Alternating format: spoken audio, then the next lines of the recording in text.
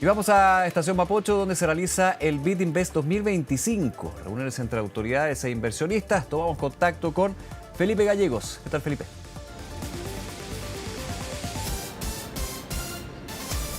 Sí, ¿cómo les va? Muy buenas tardes. Nosotros seguimos acá en la estación Mapocho en este encuentro anual del Banco Interamericano del Desarrollo que se realiza este año, por supuesto, en nuestro país. Y estamos con Maximiliano Proaño, el ministro subrogante del Medio Ambiente. ¿Cómo le va, ministro? Un gusto de saludarlo. Muy buenas tardes. Muy buenas tardes, Felipe. Un gusto también poder conversar sobre los importantes temas que se tratan en esta fundamental conferencia.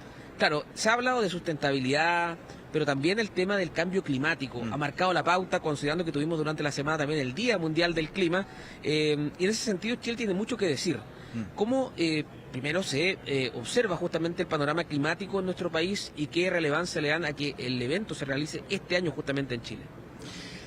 Sí, la verdad es que cuando tenemos la oportunidad de compartir nuestra experiencia en organismos internacionales, instancias internacionales o con otros países, nos damos cuenta que como país hemos decidido ser ambiciosos, hemos decidido también convertir las políticas climáticas en políticas de Estado y que se le ha dado continuidad a aquello y que ojalá no se vean amenazadas también en el futuro.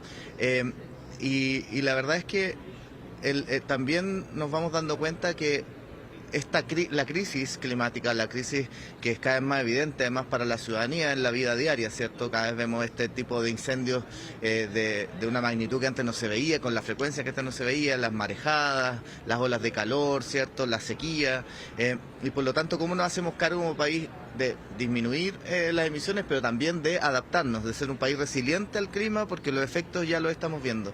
En eso, nosotros tenemos una ley marco de cambio climático que nos da el gran objetivo de lograr a más tardar el año 2050 la carbono neutralidad y también ser resiliente al clima.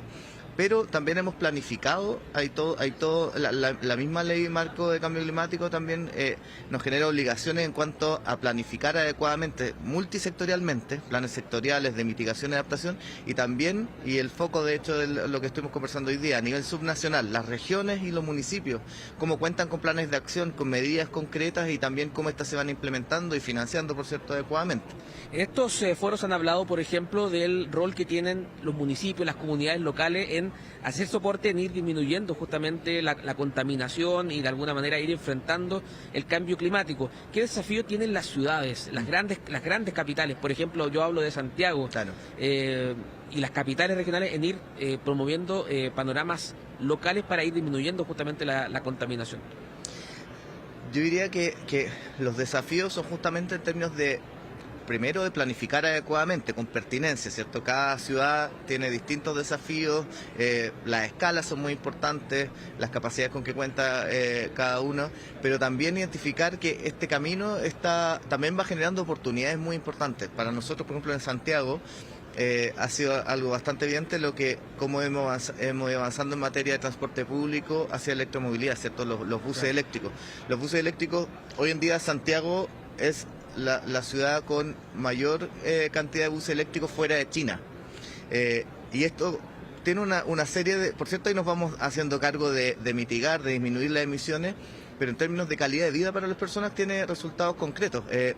Hoy en día esto nos permite disminuir la contaminación en Santiago, que por ser un valle siempre tiene problemas, ¿cierto?, de contaminación atmosférica, sobre todo en el invierno, pero además nosotros hace poco tiempo, el año pasado, hicimos mediciones sobre contaminación acústica y resulta que en el eje central de la ciudad, en Alameda, Providencia, se ha logrado disminuir más de un 50% la contaminación acústica, el ruido, y eso, por cierto, mejora la calidad de vida de todos quienes transitamos y nos transportamos por esta principal arteria en la ciudad. Entonces, también en términos de calidad de vida, las acciones concretas van redundando en beneficios, también en materia de inversión. El sector privado aquí juega un rol fundamental, ¿cierto?, en cómo, y ahí la responsabilidad del sector público de cómo generar las condiciones habilitantes para movilizar inversión en materia climática, en materia, digamos, de actividades bajas en emisiones, pero que hoy en día, por ejemplo, en materia de energías renovables, del mismo movilidad... Eso me voy a preguntar, porque hace algunos años atrás yo me acuerdo que cuando hablaban de producir energía, por ejemplo,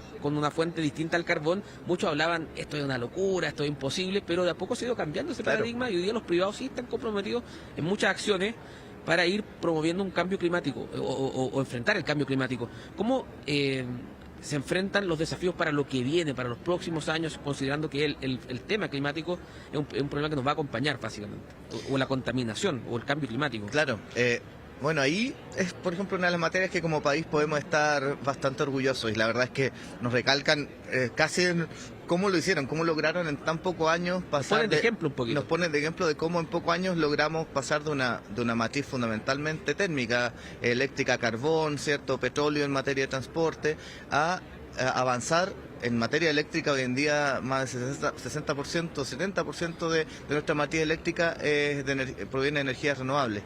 Ahí están condiciones de mercado, por cierto, pero también cómo las políticas públicas se van alineando con aquello, van generando incentivos, y la verdad es que ahí como país lo hemos hecho bien. Ahora, también cómo pensamos estos cambios fundamentales que está viendo el país, que no quede nadie atrás. Ahí que esta transición sea social y ecológicamente justa, como por ejemplo en un territorio que se cierra una central termoeléctrica de carbón, ¿cierto? Como, ok, pensamos también en materia de empleo, qué actividades entonces bajas en emisiones, pero actividades económicas que generan empleo, se pueden instalar en estos territorios, cómo también remediamos ambientalmente estas zonas que quedan con impactos importantes. Entonces, cómo nos vamos haciendo cargo integralmente, y en eso la planificación. Nosotros también a mediados de año vamos a estar presentando la Estrategia Nacional de Transición Socioecológica Justa, también para que de manera integral y multisectorial abordemos este tremendo desafío que tenemos como país y también el mundo.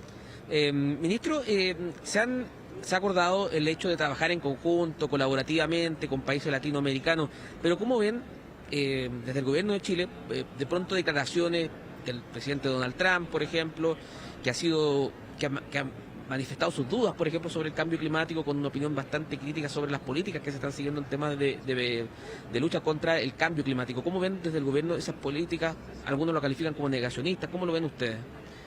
Bueno, no lo vemos solo en Estados Unidos, también lamentablemente a nivel nacional hay candidatos presidenciales actualmente que niegan o que minimizan el impacto del cambio climático. La verdad es que para nosotros es una amenaza, como mencionaba hace un rato. Yo creo que debemos sentirnos orgullosos que hemos sido capaces de construir políticas de Estado en materia climática, que hoy en día nos miran internacionalmente, y que esto al final del día, insisto, trae beneficios en la calidad de vida de las personas, así como vamos disminuyendo los riesgos, ¿cierto? Porque vemos que un incendio, hoy en día estos incendios de nuevo tipo que provienen muchas veces de ola de calor, pero también por la acción humana. Entonces, ¿cómo prevenimos, cómo generamos acciones concretas en la planificación de la ciudad, en la planificación de las regiones, ¿cierto? Es fundamental, y ahí para nosotros es muy importante que entendamos que como país estas políticas tengan continuidad. Así como vemos, claro, a nivel internacional es un tremendo problema. Estados Unidos es fundamental para el éxito de enfrentar exitosamente la crisis climática, así como China, pues son los grandes emisores a nivel mundial. Y por lo tanto, sin ellos, Chile por sí solo podemos ser los más ambiciosos del mundo, pero por sí solo no va a poder enfrentar exitosamente la crisis climática, ¿cierto? Esto es un fenómeno global. Pero al mismo tiempo nosotros tenemos que ser activos, tenemos que dar el ejemplo, y para esa manera también poder demandar a los otros países ser consecuentes en disminuir las emisiones también, y que los países que históricamente han contribuido a este problema global también contribuyan de manera importante a los países como Chile, que son los más afectados. Maximiliano Proaño, ministro subrogante del Medio Ambiente, muchas gracias por conversar con nosotros en este foro anual del Banco Interamericano del Desarrollo. Muchas gracias. Y claro, un foro que continúa, que se sigue desarrollando, y claro, justamente el tema climático es uno de los asuntos que marca la pauta. También se habla del conocimiento, de la inteligencia artificial y los desafíos que finalmente mueven a la economía del mundo. Nosotros vamos a seguir, por supuesto, tomándole el pulso a esta cumbre anual, este foro anual del Banco Interamericano del Desarrollo, que se sigue desarrollando durante toda esta semana acá en la Estación Mapocho. Perfecto, Felipe. Muchas gracias. Estamos en contacto.